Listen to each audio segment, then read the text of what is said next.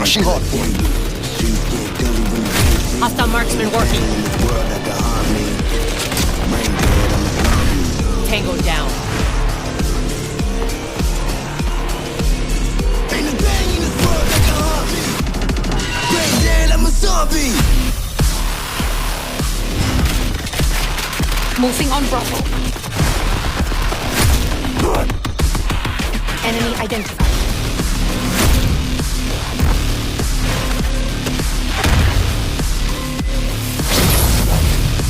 Systems online.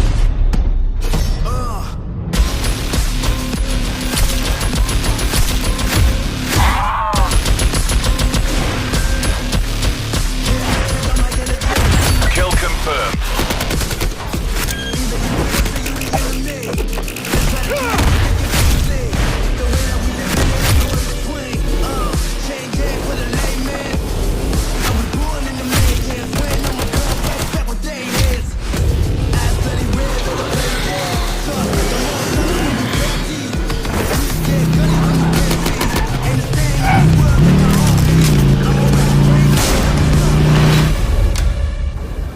I'm the intelligence tasked with overseeing Camp Edward and the Broken Arrow program.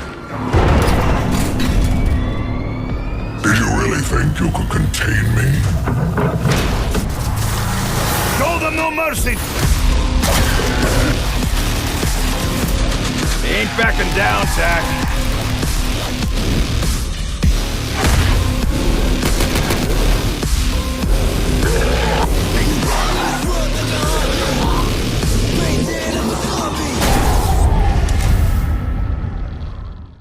Hello everyone, I'm John Raffis and welcome to Treyarch. Get your survival gear out and your bug out bags ready because tomorrow we will launch Operation Apocalypse Z. Zombies will be coming to every mode of Black Ops 4. And if zombies are coming to every mode, what better way to start talking about that than with our zombies team? So let's start with them. This operation is an extremely exciting one for me personally because this one is all zombies. Zombies has been a big part of what we do here at Treyarch. All the way back from World at War, BO1, BO2, BO3, and now even BO4. Alpha Omega follows on from the two Ether maps that we've already seen in Black Ops 4. We got to play as the Ultimus crew in Classified, and we got to play as the Primus crew in Blood of the Dead. And those players who managed to finish those two maps will now realise that those two groups of characters have met. And this brings us up to Alpha Omega, where for the first time ever, players are going to be able to play as both the Primus versions and the Ultimus versions. Seeing these two character crews come into one space is going to drive so much of the interaction and how they talk to one another, how they interact with their space.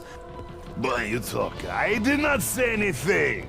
I think you have me mixed up with someone else. And this space is just full of Easter eggs and different kind of nods to different points of the Ether story because they do have an involvement there. So now you're back in Nuketown, but it's not the Nuketown that you've played before.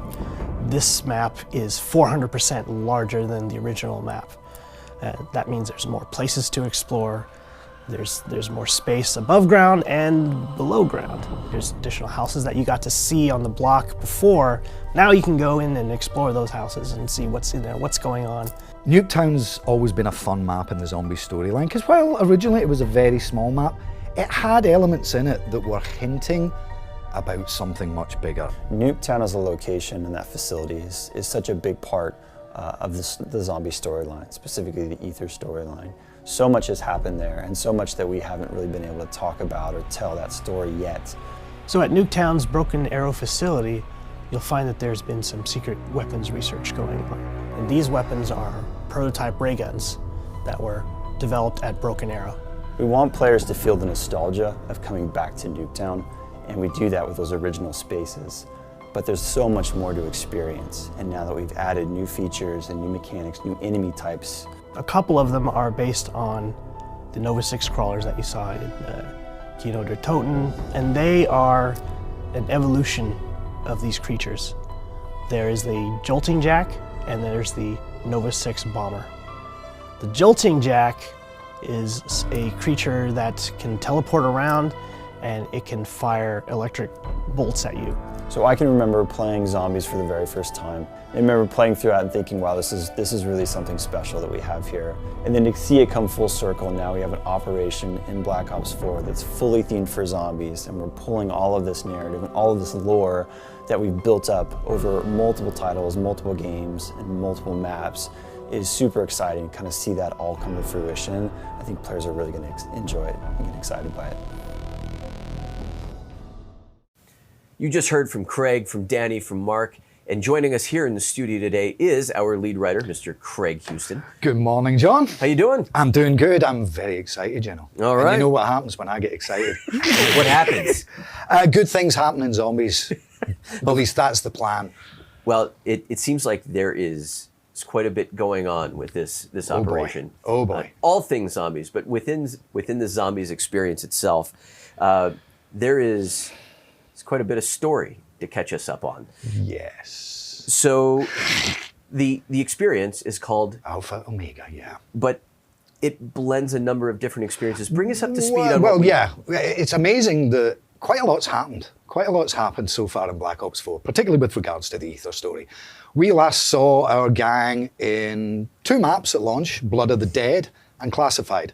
I think it's probably fair to give some spoilers at this point. I'll try and keep it light. At the end of Blood of the Dead, we saw the Primus crew finally breaking out of the cycle.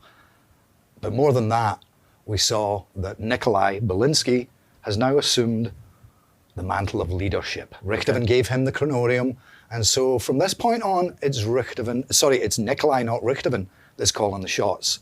Whereas over on Classified, we finally learned that the Ultimus versions of the characters didn't actually die on the moon. But more than that, at the very end of the map, they met the Primus version. So we had Primus and Ultimus face to face. Where are we going to go from there? Well, guess what Idiot Craig decided? Let's put them all in one map and double the narrative workload. So that's what we did. Well, let's talk to Idiot Craig about yes. This is so. Whenever you talk about sort of the narrative workload, put it in perspective. When you take on an experience like Blood of the Dead, like Classified, you're generally talking about how many lines of script? From 2,500 is probably an average. We've gone up above that sometimes on maps like Revelations, and that's split between our principal characters and any kind of audio logs or guest appearances that we might have.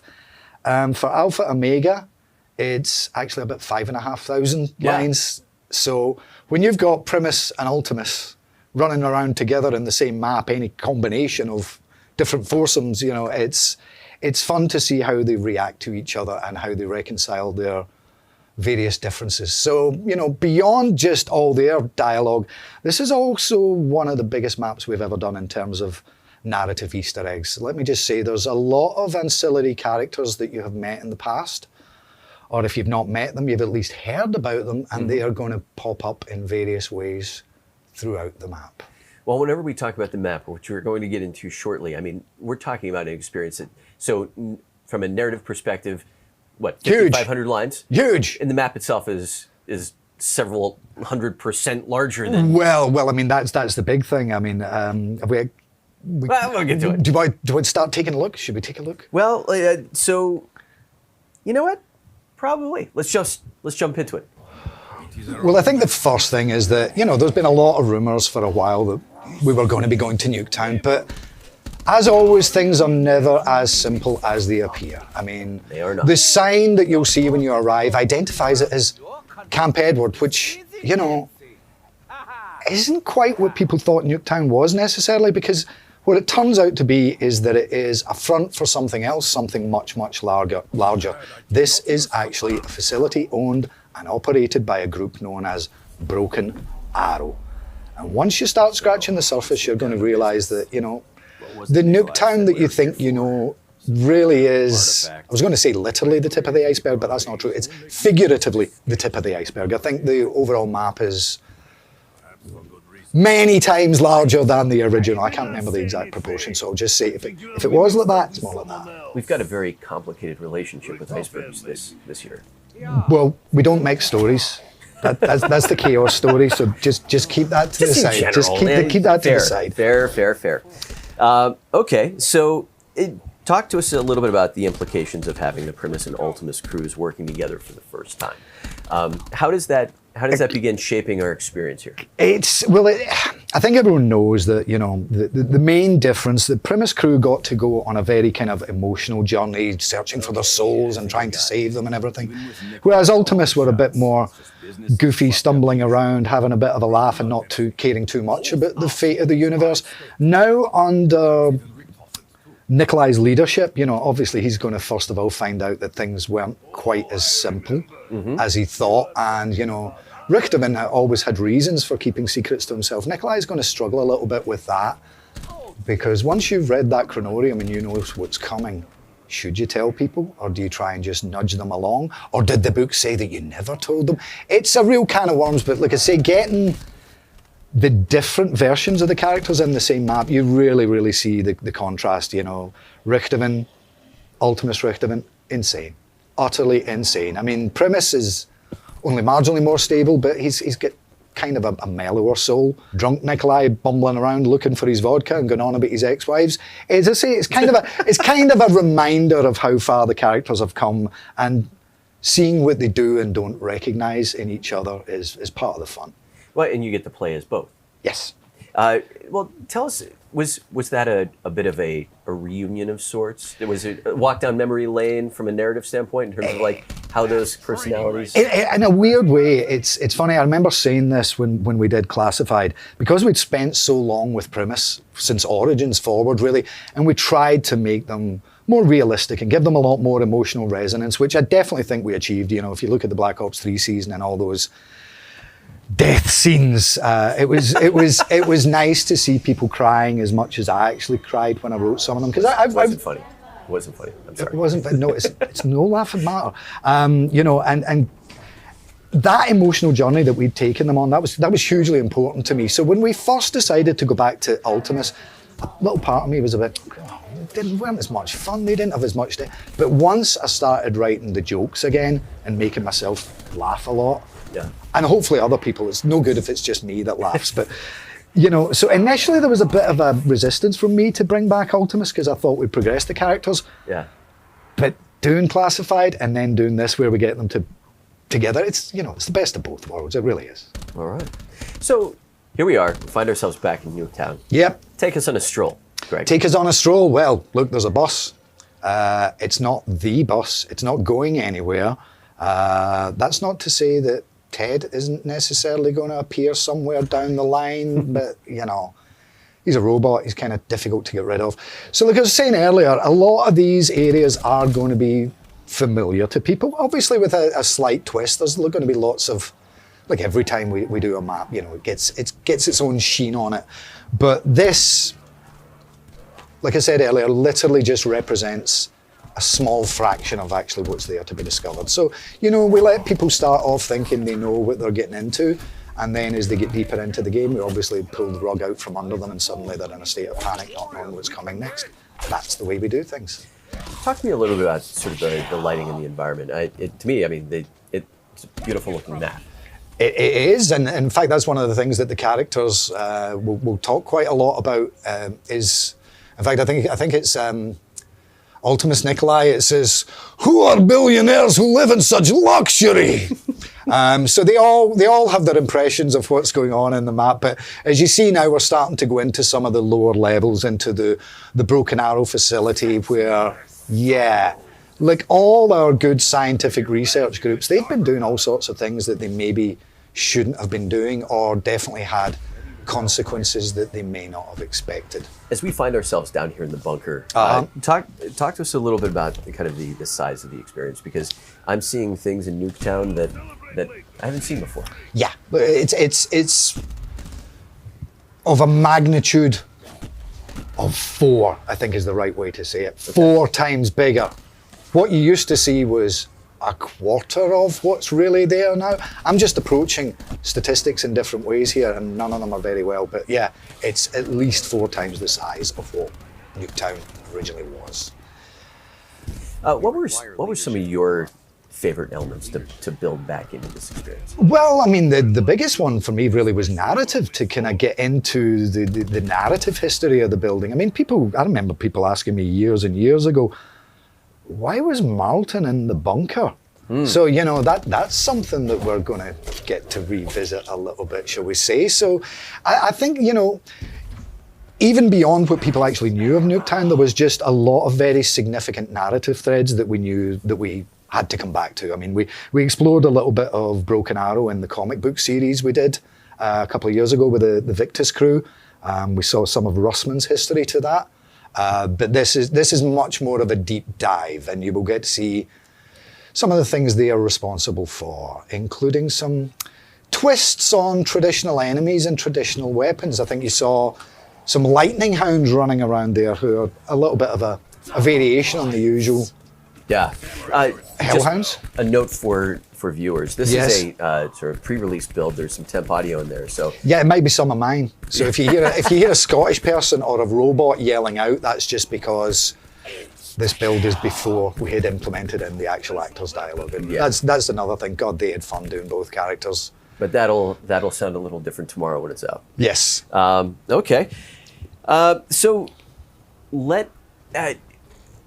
prior to just over the last couple of days, we've seen the Ray Gun Mark II. Oh yeah, the Ray Gun Mark II on our social channels. Talk to us about the Ray Gun Mark II. Well, ray guns have got a long history in zombies, and you know, people always like to see the ray gun coming back. And this time the Ray Gun Mark II is coming back with a very special twist. I don't want to explain exactly how it functions, but let's just say you can modify it or put it together in a number of different ways that significantly alter its functionality. So it kind of becomes a customize your own ray gun the way you like kind of ray gun. Good old Ray. So the inventiveness of the ray gun doesn't end there. If I'm not mistaken, there's a new perk that's being introduced. Yes, Blood Wolf Bite. Yes. Sounds good, doesn't it? I like it. It sounds good already. Well, this one I particularly like, because what it does is when you're doing a lot of damage and killing a lot of zombies and you have this perk activated, it will spawn a wolf known as Luna, who will then fight alongside you, chomping up the zombies. And come on, dogs eating zombies, that's good. We've usually had the hellhounds, or in this map, the lightning hounds coming at us. It's nice to have a dog on our side again. Yeah. We've not done that for a little while. And the last one, I think, was the ghost dog in Der Eisendrache. At least this one's alive. All right, so kind of looking ahead, just peeking right over the top a little bit, take down the road with the Ether story and the next DLC. Where does it all take us? It takes me back to my office where I continue writing it. No, it is. It's going to take us. We're so close to the end now. We're so close to wrapping up the story threads that we've been having for a long time. A lot of them are going to come together and coalesce within Alpha Omega, but there are other things within this map that are going to lead us directly into the next operation in our DLC 4, and there will be a lot of answers, there will be a lot of pain, there will be a lot of joy, and maybe a few tears as well. But yeah, I'm looking forward to wrapping it all up. All right, so let's just let's recap everything here, make sure that we've covered it all. Huge narrative, larger biggest map, ever. Larger map, larger play space, playing as both Primus and Ultimus crew. Brand new experience. Ray Gun Mark II, new perk. What are we leaving out? The secret things that we're not going to talk about. The secret things. Because there's always, back to your iceberg metaphor again. Yeah. What we've said today, it's a bigger bit of iceberg, but it's still not the entirety of the iceberg. There's, as I say, there's a bunch of ancillary and or guest characters, both allies and enemies, that are going to pop up as you progressed in the main quest. So lots to see. Craig, thank you very much for joining us. Really appreciate it. Welcome. In honor of tomorrow's release of Alpha Omega, we brought along a little bit of gameplay. So here's a sneak peek at what is to come tomorrow. What is the next phase of our journey? I wish I could forewarn you of what is to come. And what is at stake.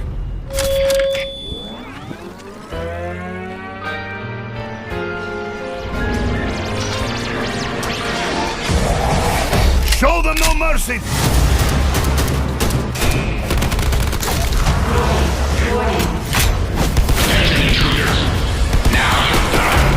There is more to this facility than meets the eye. Primary systems offline.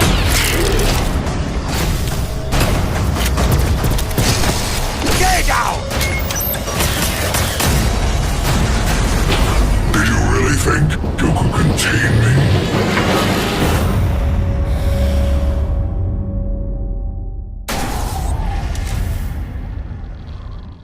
Welcome back.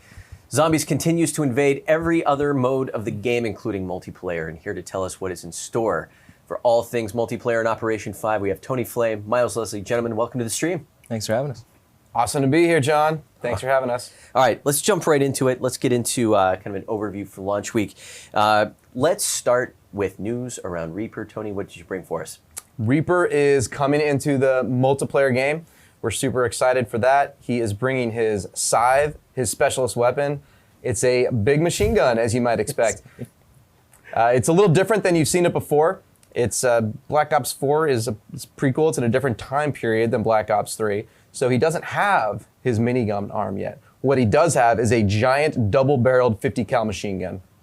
So he pulls that bad boy out. And it's pretty straightforward. You shoot it, it fires big bullets that do a lot of damage. Please, hold on.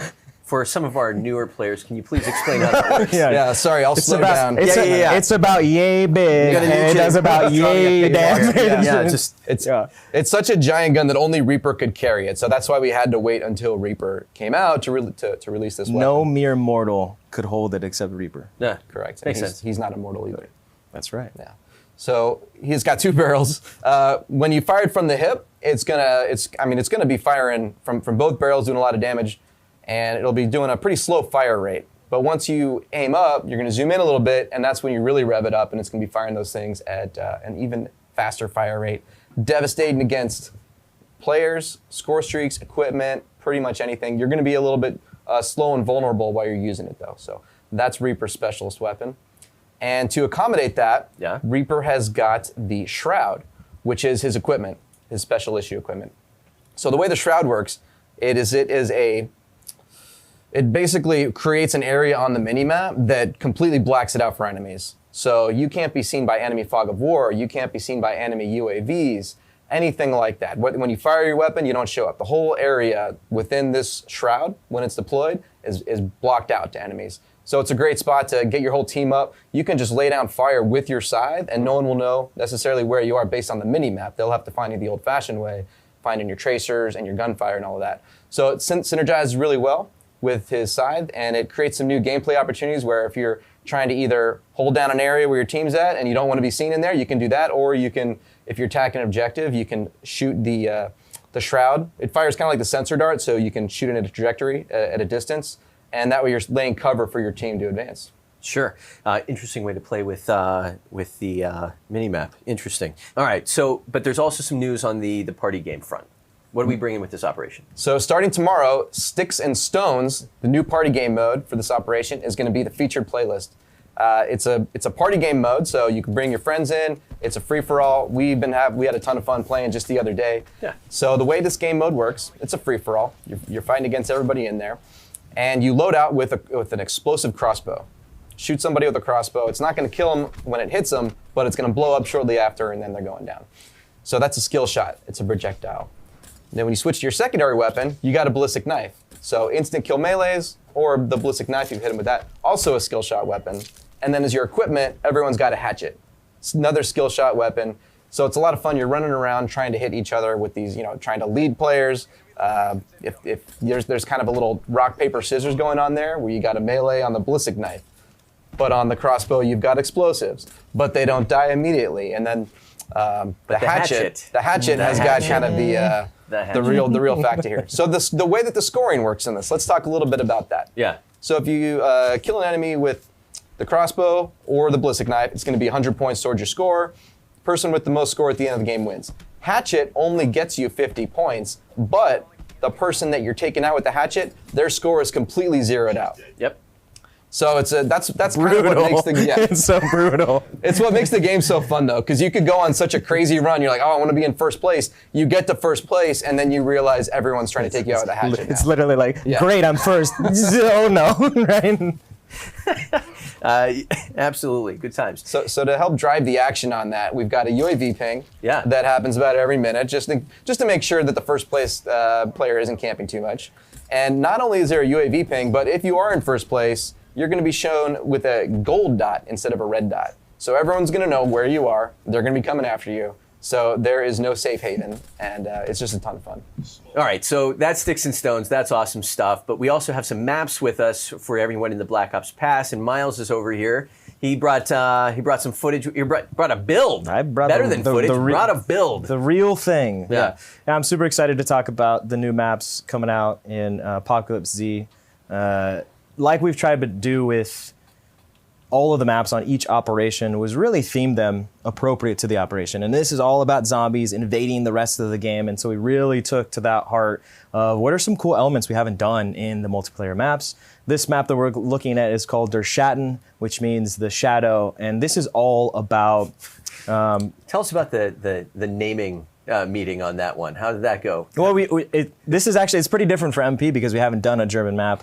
Zombies has done this before with Der Eisendrache and some of the other stuff they've done. Is this map actually relates one-to-one to Der Eisendrache, because if you look up here, we've actually got the castle Der Eisendrache. Is this whole map takes place in the shadow, which is why it's called the shadow of Der Eisendrache. So we've kind of planed them together in that sense. And so you get to play in this little Austrian Alps town, but the main thing is that the ginormous robot that sort of has fallen victim across the entire map, which is pretty cool.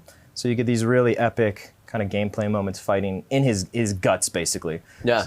So you're crawling through and it's totally smashed this church. And what's really cool is that the element 115 has got these supernatural properties where things are not as they seem, so things are floating. He's leaking his guts everywhere and you get some really cool gameplay. You come out here and what this is really cool is this is where his head's fallen. Naturally, because it fell off of the church when he smashed down. But it's really cool is this is like a really awesome power position Overwatch here. So you get to look through his visor and feel like you're the robot, which is something really cool. And then you get little green interact button. If you see his finger over there, you can time it because you can see the shadow of enemy players.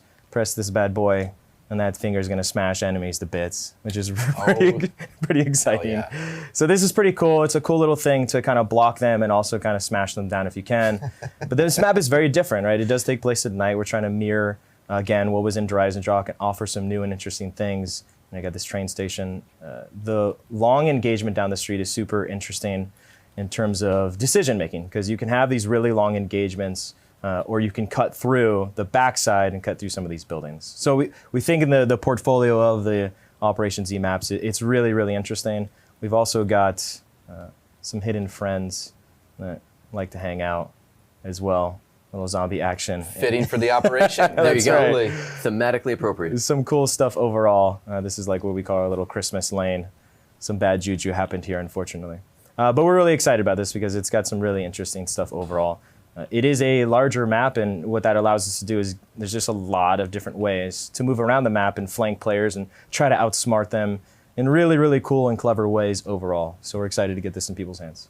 Talk a little bit about the sort of the design process or the creative process behind this, because I mean, whenever you said that the team really kind of took it to heart, you weren't kidding. No, yeah, this is exciting because we were like, hey, we're gonna do a zombie operation. You're like, what does that mean? And then the team starts to go, okay, man, what have we not done? And we really haven't showcased some of the awesome sort of what the Zombies team has been doing and bring that into multiplayer and enhance that through multiplayer. And this is where we were, I want to get in this visor, we want to fight it. This was a cool idea we had, and now it becomes a power position. What happens if the guts and this robot falls over the entire map? What does that mean to the village? How does that change normal flow? Just offer some really, really cool opportunities. And then fighting around the floating stuff. The 115 is pretty cool and exciting overall. So it's just more opportunities to do things we haven't done before, visually and gameplay wise. Yeah, it's interesting you mentioned that for the zombies, the theme, right? Everything's supposed to fit in. And that's actually why we chose Reaper for this operation, because he can't be affected by this, can't be bitten by the zombies. That's right. He's a robot. Naturally immune. He is the zombie Terminator.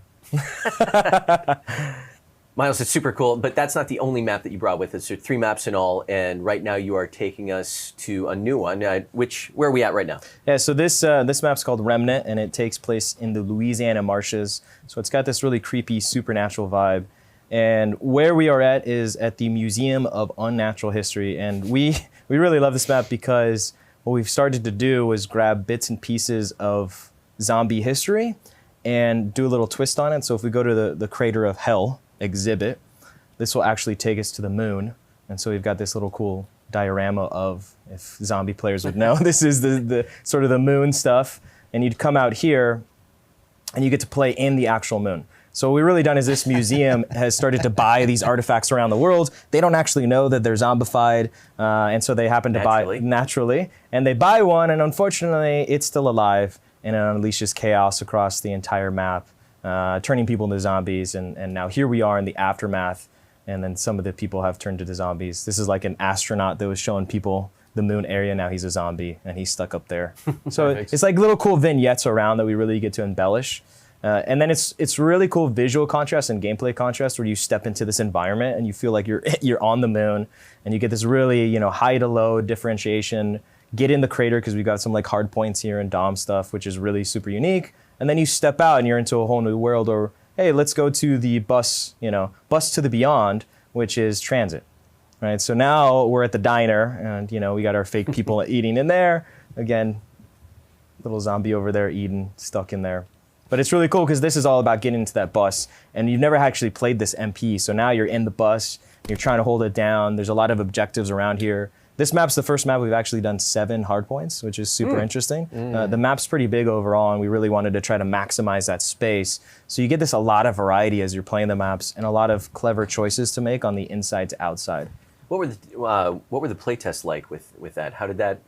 How'd that all pan out? We were a little worried, but surprisingly, everyone was like, "Man, this is awesome. We should do more of that," which is cool. Except you need more space, so it was like eat chicken or egg. But it worked out. The next exhibit is what we're calling the Wicked Waters, and this is basically kind of a small recreation of Titanic. So we've taken some of the cool bits from Titanic. You're out at sea here. And then we've got kind of these ghosts. So the story being here is that these souls lost from the Titanic are trapped in the museum, and again, they're trying to scare you. It's like the haunted mansion kind of Disneyland. Is they don't really know what happened, but it offers unique gameplay, right? You just came from the bus and transit and shooting and holding that down to now making more decisions going in and out of the little mini boat, and now you can try to hold down the front of the boat and try to hold down these other positions in front of you overall. And if we keep going, and this is great. You're actually the tour guide. Yeah, that's right. Welcome to the Museum of Natural History. Sell some memberships. We got some shirts that we'll be selling at the end of the tour. But it's awesome because the whole outside is in the marshes. It's really creepy. And then we come over here, and now we've entered into the asylum. Again, players will sort of recognize this as really creepy chair, creepy lighting. Just lean into each of these exhibits. Oh, hello, zombie friend again. Overall, and then we're back at sort of the front. So each area has its own theming overall of exhibits, which is really cool when you talk about how did we lean into this sort of zombie theming and operation. This was really exciting for us to get into these different areas, this zombie lore, and really enhance it sort of MP-wise, how we can play it. Yeah, I've never played an MP map that feels so much like a zombies map. Yeah.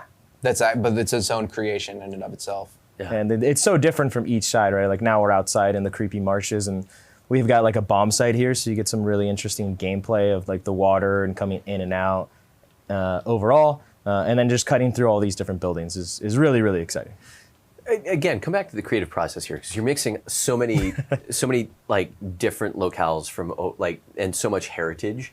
I mean, how did you land on these spots? It was surprisingly difficult. We actually took stock of like all the zombie maps we have done. Right? Yeah. We were like, okay, we want to do a museum idea. What are the sort of the best ones that offer unique gameplay? Because if it wasn't going to provide gameplay, it wouldn't be right for multiplayer, right? So the bus was kind of like everyone was like, dude, I want to get in the transit bus. I want to get in that bus, right? And I want to shoot from it and try to hold it down. I want to get on the moon and fight in that crater and be on the surface of the moon because we haven't been able to do that in MP. And you get your little fakery here where you can do it.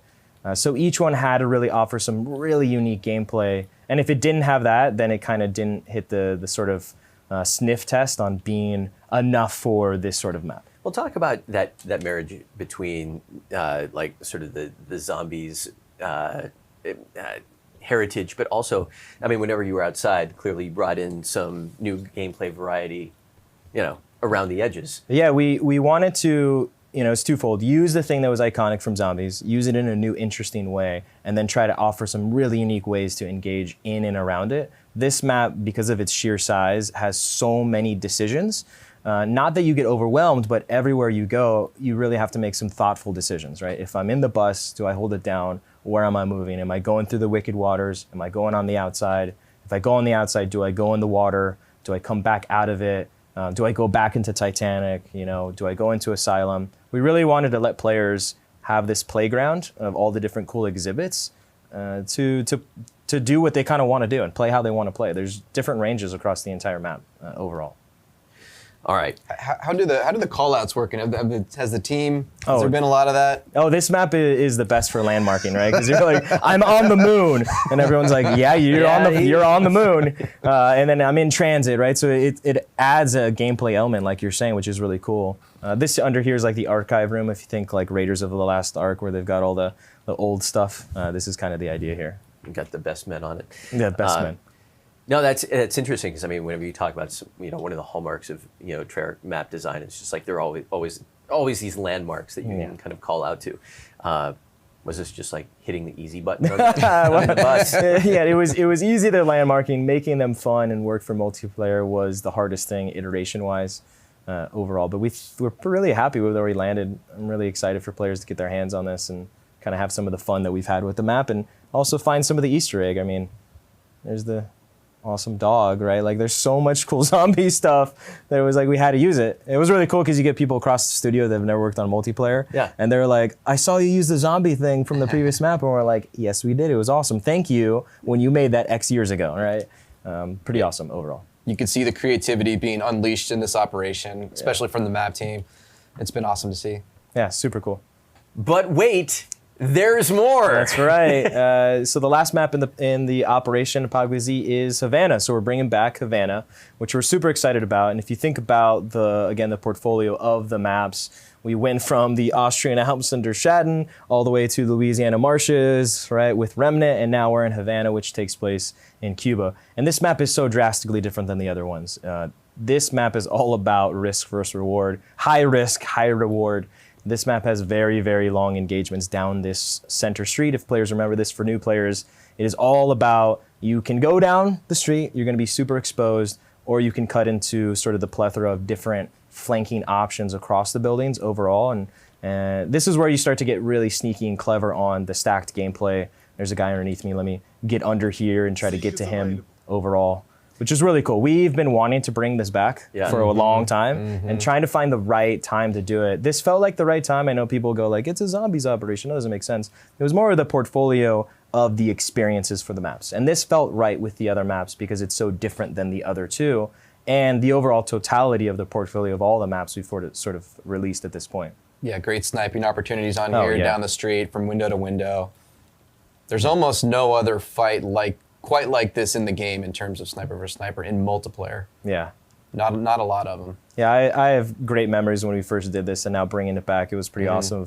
You know, you run around shotgun SMG, you stay in the back alleys and the streets, and you try to own that. And then for the guys, there's tons of guys on our team that are so good at sniping. I hate them. Bernard, shout out to you. Overall, is they will just sit here and destroy your face, and then you really have to think smart. Okay, I'm going to get Spectre, I'm going to throw some smoke out there, and I'm going to go knife you, right? So there's ways to use the tools to your advantage, and this map really challenges you overall to do that. Much in the same way the other ones, but this one because of the high cost down the street. As you're spinning around here, I have to tell you, it's like I'm having like flashbacks. Oh, same here. I'm enjoying it. Yeah, this one's awesome. We have our zombies sort of tie-in is down at the theater over here.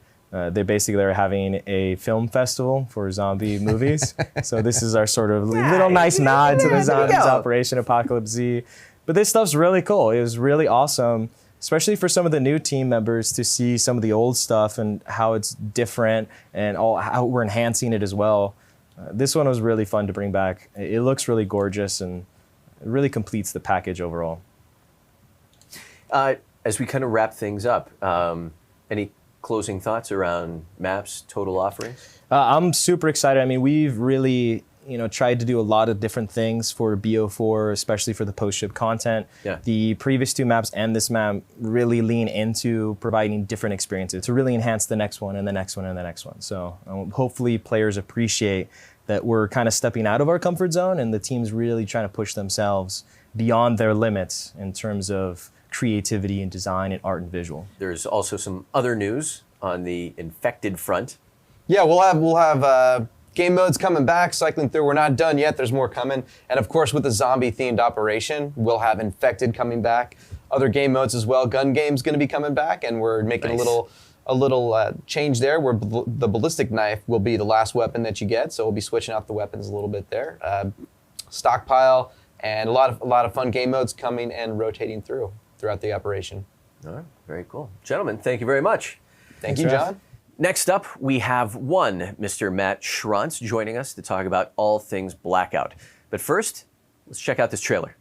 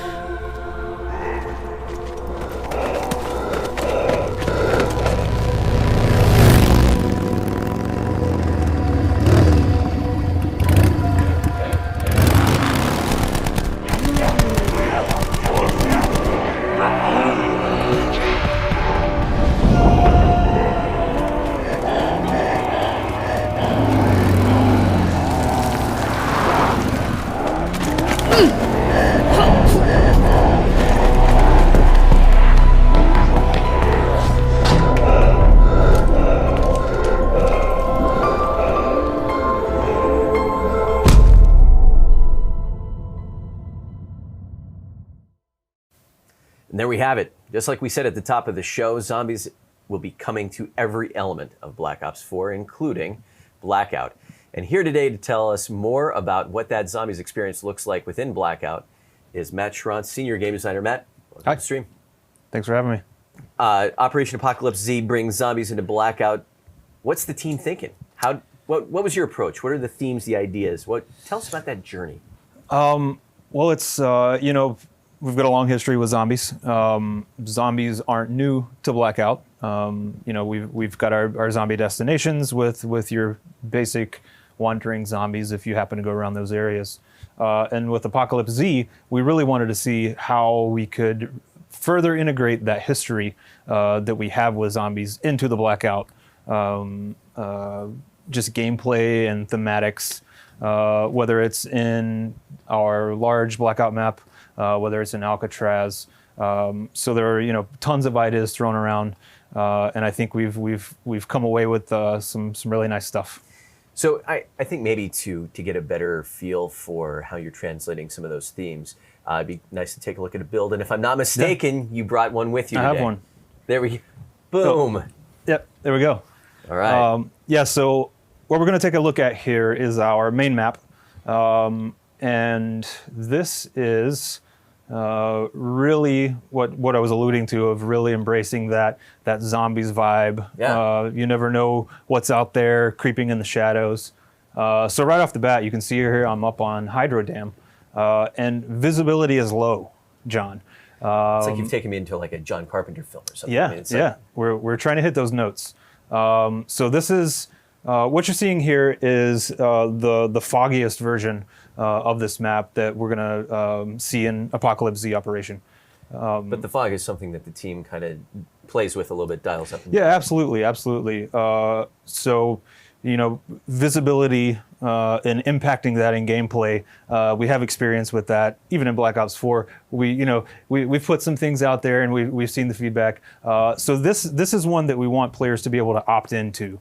And since players can opt into this map, we've decided to push that quite a bit further than we did on our the other main map, which has the fog pulled way back. Sure. But for this, since it's going to be its own featured playlist, I think for now we're going to start off in a core quads on the heavy fog map. So I'm just going to hop right into a helicopter, and we can kind of take a look at how far we've pushed this and really tried to embrace that vibe of zombies. So the waters are flowing red.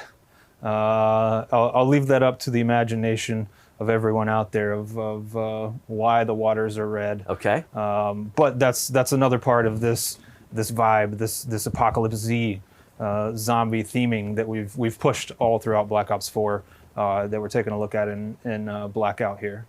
So I'm smoking, I'm going down, it's inevitable. I'm gonna take a stop off at Asylum. One of my favorite places to drop, and I think it's pretty appropriate now that we're looking at our Apocalypse Z themed map. So just another small thing, but a fun thing that we've added in this version of Blackout that most of the players will be familiar with. If you've played Alcatraz Portals, we've added wall buys to Asylum. We'll be rolling out more in zombie destinations throughout the operation. On top of all the delicious zombies-related loot that you're going to find on the ground here, you can come here and you're going to find those wall buys throughout Asylum.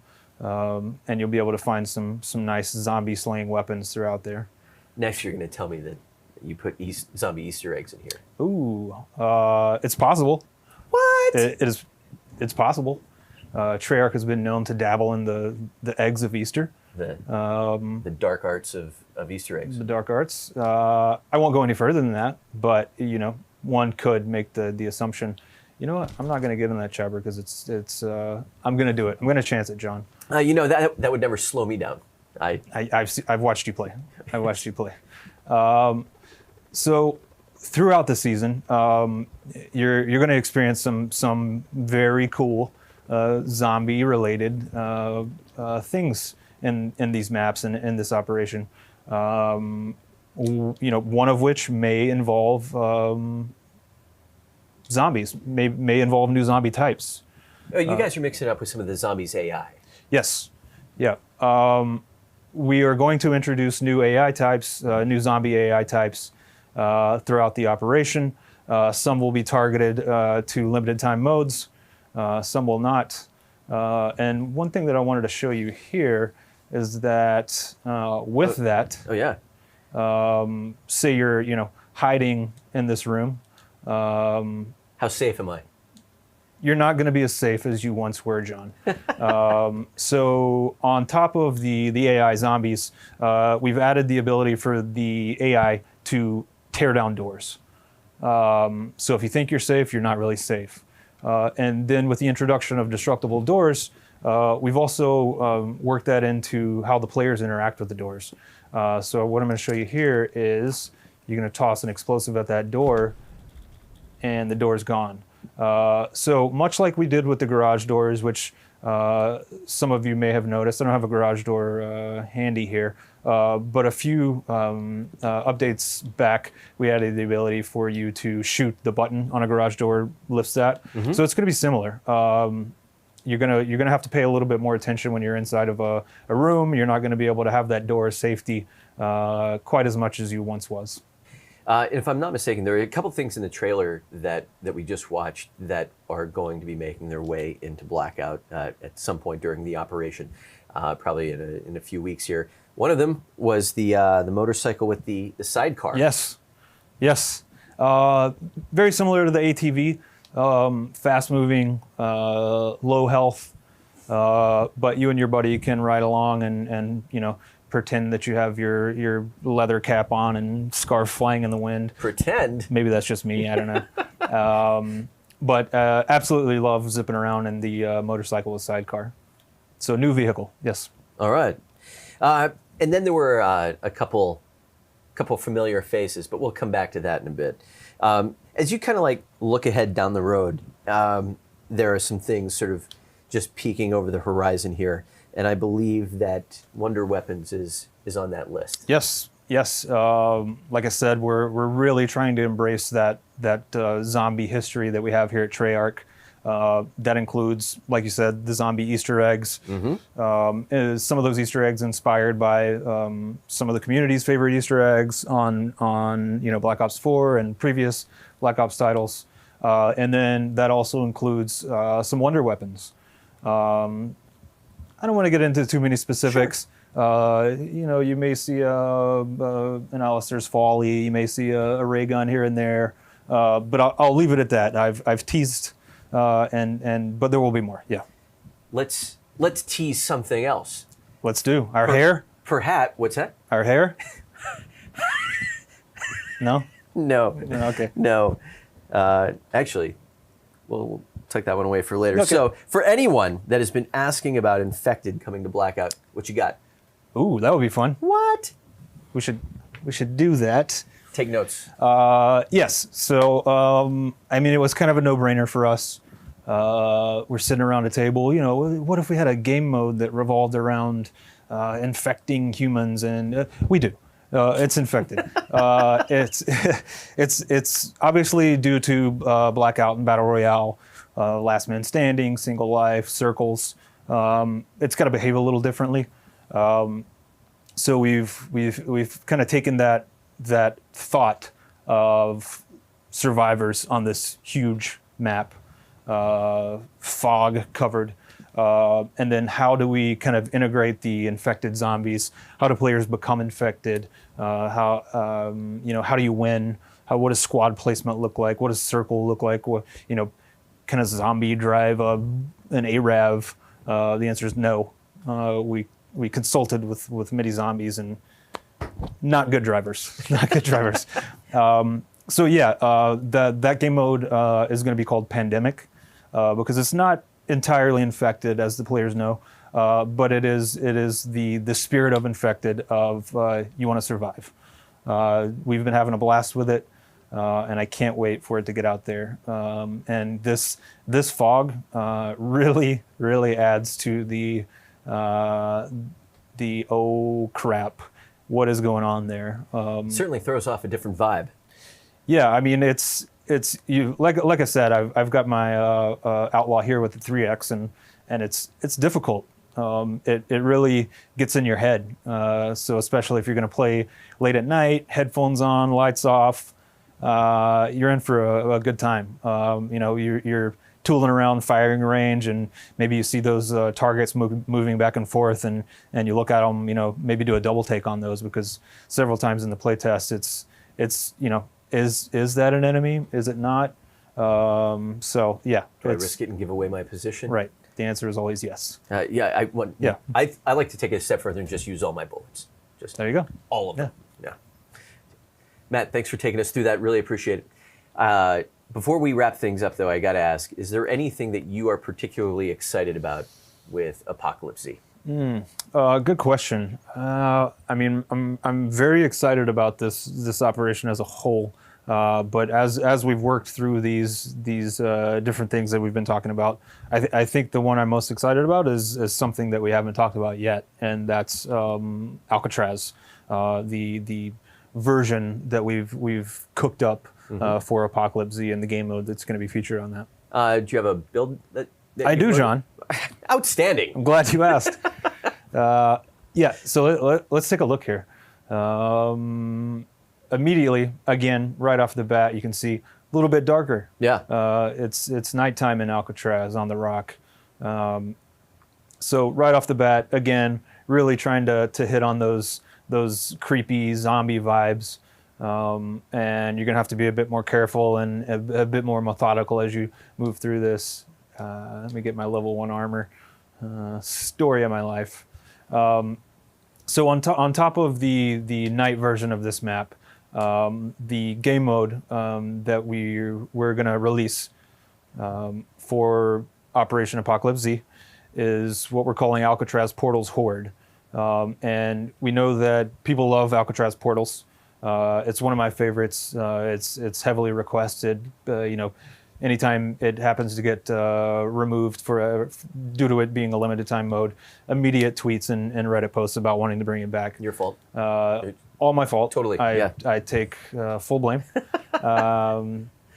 But that said, we really kind of said, what can we do to that kind of core Alcatraz Portals with Portals redeploys? What can we do to amp up that zombie madness that we're going for?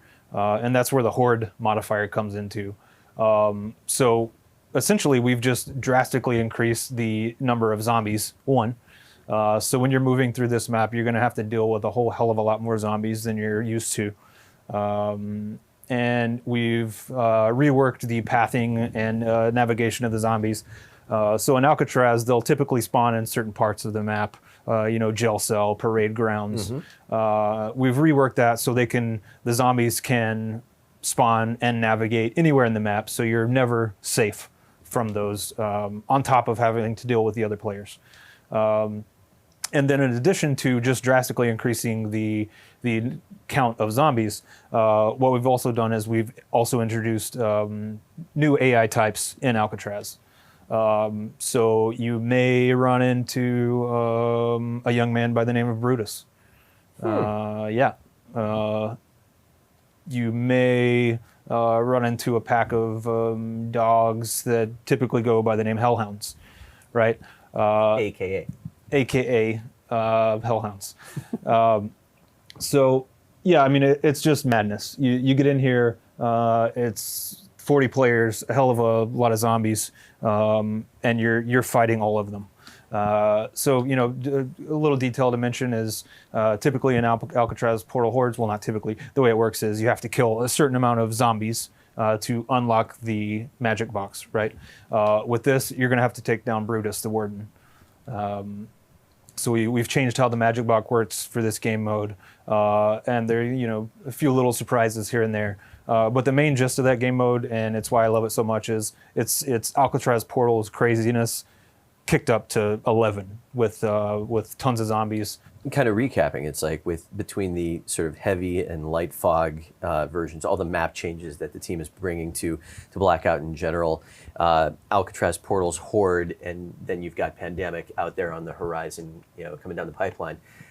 Sounds like the team's been super busy getting this done. Yes, absolutely, absolutely. We're always super busy working on whether it's the next operation, the new game mode, the new weapon. It's always fun.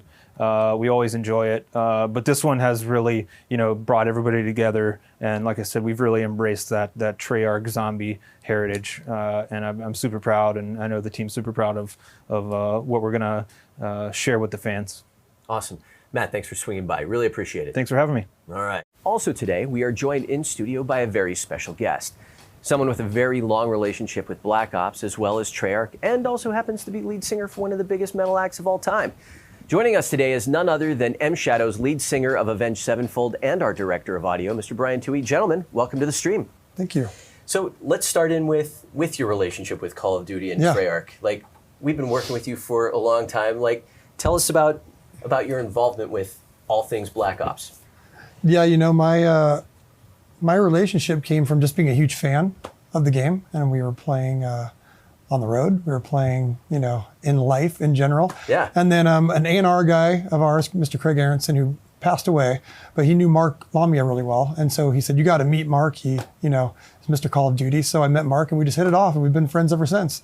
Awesome. And then my obsession with Call of Duty grew by just hounding him about questions about Call of Duty and this and that, and somehow I weaseled my way in and we got involved. Well, talk a little bit about that working relationship. What's it been like working with Matt all these years? It's been awesome. It started off really innocently because Mark Lamia just said, "Hey, do you know who Avenged Sevenfold is?" And I knew who they were. I knew who you were, I guess, but I hadn't listened to a lot of their music, So he gave me a CD and I listened to it, and we had a celebrity map about to come out, which was called The Dead, and I thought, celebrity map, celebrity band, this all kind of works.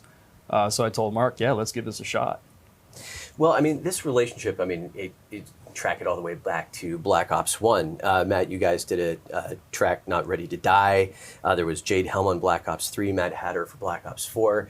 Tell us about some of these creative endeavors. Tell us about the inspiration and sort of what drew you to some of these songs. Well, for us, we'd never done a collaboration or anything for anyone because we just were really precious with our music. We didn't want to put it in too many things. And we just felt kind of, just wasn't our vibe. But with something like Call of Duty, we were huge fans of it. We were playing it all the time. It really helped me through a hard time when we lost our best friend and drummer, the Rev, I was playing a lot of games and I met a whole network of people through the game. So it was more of an emotional soft spot for me and for the guys. And so with something like Call of the Dead, we got the call and we were just excited to actually make a new track instead of giving you guys something that we had already, put out. We wanted to do something fresh. So got together with this guy and we had some meetings and wanted to hear the storyline, what was going on, and we just incorporated everything that we could into that Zombies experience. That's a very modest overview of how that process worked. Because Yeah. I was talking to Brian the other day, and he was talking about just how involved you got with it. Because for a band that's pretty precious about your music, like it sounds like you dove right into the process. What was that creative process like between you guys? Well, I mean, the very first meeting we came in, I didn't really know what to expect because, different artists work in different ways. And, he came in and was like, I'm a huge fan. I play all the time. We were looking at an alpha version of Call of the Dead, let him play through it a little bit. And he just kept coming back to the story. What's the story? What's the story? And at the time I was doing a lot of the story stuff. And so, and as most people know, we were really vibing with the community a lot. So while we had a spine of the story, there were so many loose ends and everything to keep track of. And I'm like, this would be easier for you to just read. So he said, give me the docs. And I'm like, okay. 3 terabytes later. Yeah, I mean, I gave him like an enormous amount of material. And I don't know, it might have been like a week or 2 weeks. And you came back and said, I'm going to do this from Richtofen's perspective. And that was that. Yeah. I thought, wow, that's so cool that these guys want to dive in and sort of help us tell the story using one of their own pieces of music. It's great. Well, now it seems as if you are the story, because while Operation 5 Apocalypse Z is out tomorrow, the M. Shadows character will be making an appearance in Blackout in the next couple of weeks. Yeah. So career highlight. From an existential point of view, like what's that like? It's amazing. It's a dream come true. I mean, I think. I mean, I can't wait to see what kind of videos people make of my character and You're doing riding around funny in a stuff. sidecar with Danny Trejo. Well, yeah, the trailer looks amazing. But I'm really excited to see what people do with this. I mean, I've seen a lot of, I frequent Reddit a lot. I see a lot of, people saying they wanted the Avenged Sevenfold characters, especially after you guys made a video for us and at the end of, for Carry On. And people were like, just put the characters in there. And so now they get their wish.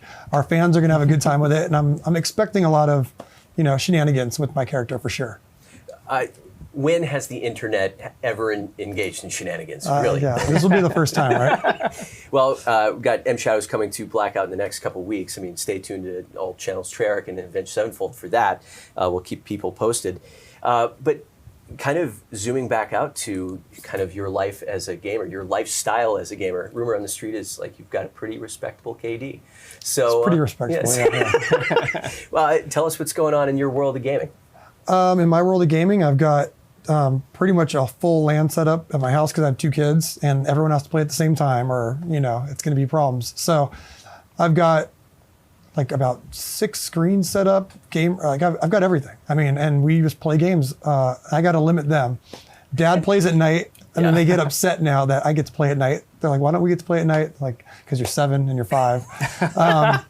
But it's funny, I'll play games all night with my buddies, play with Vaughn all night, give him a chirp in his ear, Nice. It's great. So if anyone wants stuff done in Call of Duty, you hit me up and I'll bug the crap out of Vaughn. Note to self. Yeah.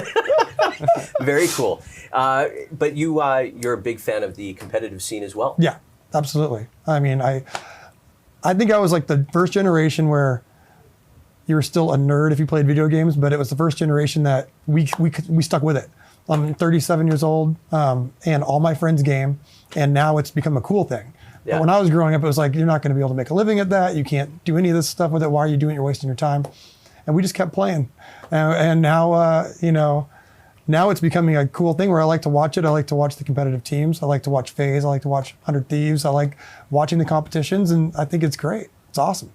Outstanding. So, I mean, I guess what, you wanted to work with us and sort of get involved. Now you're in the game. Like, what is next in the world of Black Ops, Call of Duty wishes? Like, what could possibly be next? Oh, we need an Avenged Sevenfold level. There you we need an Avenged Sevenfold multiplayer map.